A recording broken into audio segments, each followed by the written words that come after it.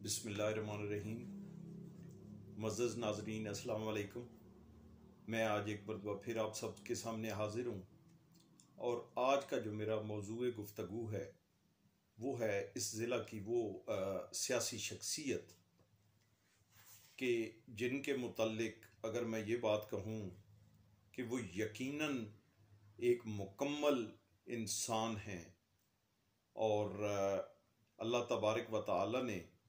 उनको ऐसी सलाहियतें वदीयत की हैं कि वो शख्सियत आवाम के दिलों में बसती है। यकीनन उनका नाम सरदार गुलाम अब्बास खान है।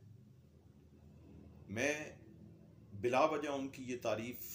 नहीं कर रहा, बल्कि वाकई वो इसके काबिल हैं कि उनकी तारीफ़ की जाए। और क्योंकि मुझे ज़ाती तजर्बात बहुत सारे ऐसे उनके साथ रहते हुए और मैंने बड़ा करीब से उनको देखा कि यकीनन आवाम की खिदमत का जो एक जज्बा है वो तो बदरजे उतम उनमें मौजूद है। इसके साथ साथ अल्लाह तबारक व तआला की बारगाह में हर वक्त सजदा रेज़ होना, नमाज पंजगाना अदा करना और तहज्जुद गुजारी, और ये सारी चीज़ें भी अल्लाह तबारक व तआला ने उनकी शख्सियत में ये चीज़ें उनका एक शौक़ है और लगन से वो ये सारी ये मामलात करते हैं। मेरे ज़हन में जो एक सरदारान के मुतल्लिक जब मैं कॉलेज में पढ़ता था तो उस वक्त ये बात है आलमोस्ट 92-93 की, जब मैं स्कूल से कॉलेज में गया तो हमारे डिस्ट्रिक्ट के अंदर उस वक्त डिस्ट्रिक्ट चेयरमैन डिस्ट्रिक्ट काउंसिल के चेयरमैन थे जनाब मेजर सलीम असगर साहब। जनरल मजीद मलिक साहब के करीबी रिश्तेदार भी थे और शायद उनके दामाद भी थे। उनकी फैमिली से उनका ताल्लुक था, लेकिन मैंने उनको मेजर साहब को बड़ा करीब हो के देखा और बीइंग स्टूडेंट लीडर मेरा, क्योंकि उस वक्त मैं MSF में था, MSF को डिस्ट्रिक्ट चकवाल लेवल पे और कॉलेज लेवल पे मैं रिप्रेजेंट करता रहा बीइंग प्रेसिडेंट, तो मेरा बड़ा उनके साथ आना जाना और ताल्लुक था। तो मैंने वो उस शख्सियत में जो जज्बा अवाम की खिदमत का देखा। उसके बाद मामलात चलते रहे और मेरे ज़हन के अंदर एक सरदारान के मुतल्लिक वही था कि जो उन लोगों के ज़हन में है कि जिन लोगों ने इनको करीब से नहीं देखा कि सरदार शायद वही जिस तरीके से एक नाम से होता है कि उनके अंदर कोई गरूर, घुमंड या लोगों के साथ कोई ज़्यादती या इस किस्म के मामलात, लेकिन चलता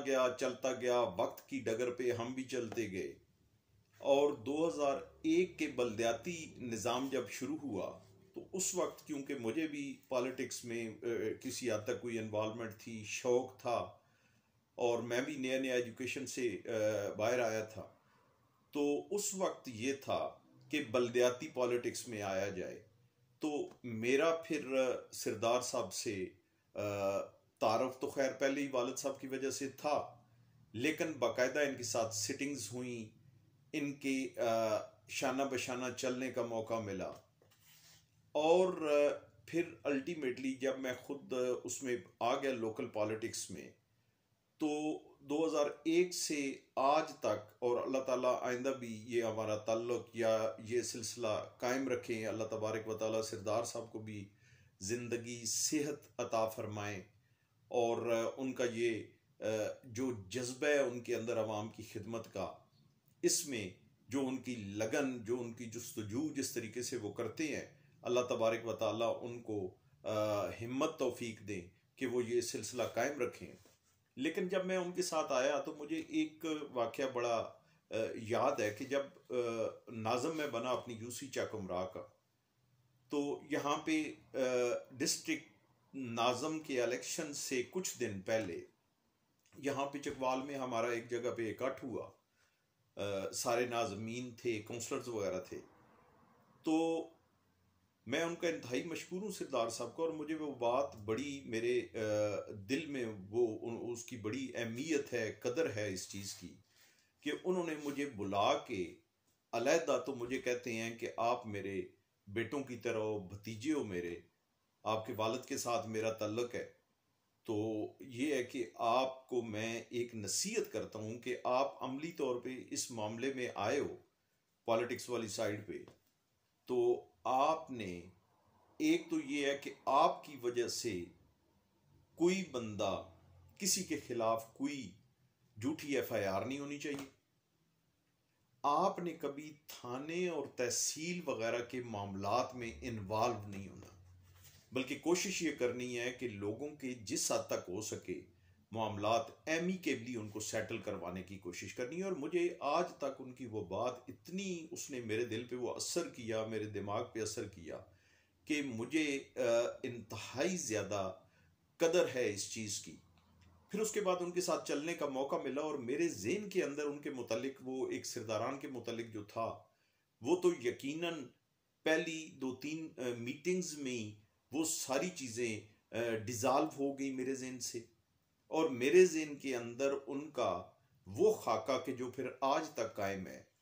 वो बना। और फिर प्रैक्टिकली जब मैंने सिरदार साहब के साथ काम किया तो मैंने देखा कि दोस्तों की कदर करने वाली शख्सियत, आवाम की खिदमत का जज्बा रखने वाली शख्सियत, डिवेलपमेंट के हवाले से, पॉजिटिव एक्टिविटीज़ के हवाले से कभी भी उस शख्सियत ने समझौता नहीं किया। जहाँ पे देखा कि ये मामला अवामी फ़ायदे में है, और मैं आपको ये बताता चलूँ कि जितना मेरा एक्सपीरियंस है 2001 से लेके आज 2023 आ गया, तकरीबन 22 साल का मेरा उनके साथ ये जो एक सफ़र है या जो मैं उनके साथ उनकी टीम में चल रहा हूँ, यकीन जानिए कि ये चीज़ तो वैसे भी रोज़े रोशन की तरह अयां है कि हमारे डिस्ट्रिक्ट चकवाल के अंदर अगर डिवेलपमेंट किसी ने करवाई, यहाँ पे बड़े बड़े लोगों के इक़्तिदार भी आए, यहाँ पे बड़े बड़े मामलात भी हुए,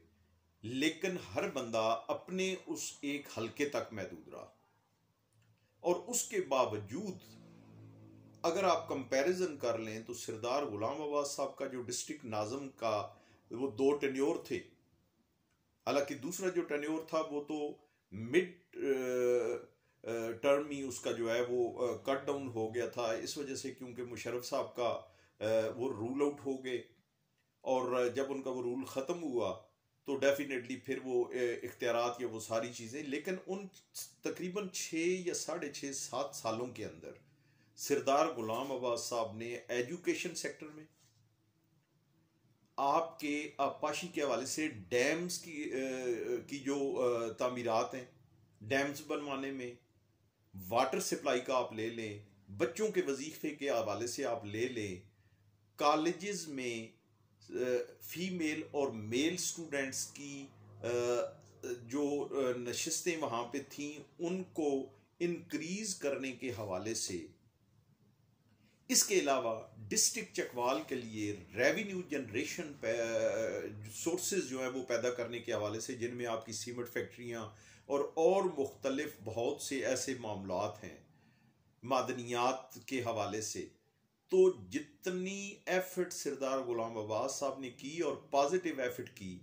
और अमली करके दिखाई वो चीज़ें कि किस तरीके से इन चीज़ों को कायम किया जाता है और किस तरीके से इनको पाए तकमील तक पहुंचाया जाता है, उसकी वाज़ेह मिसाल आपके सामने ये यूनिवर्सिटी कॉलेजेस तो जो है ये तो आपके सामने हैं ही। मेन जो उसकी मिसाल है वो आपके सामने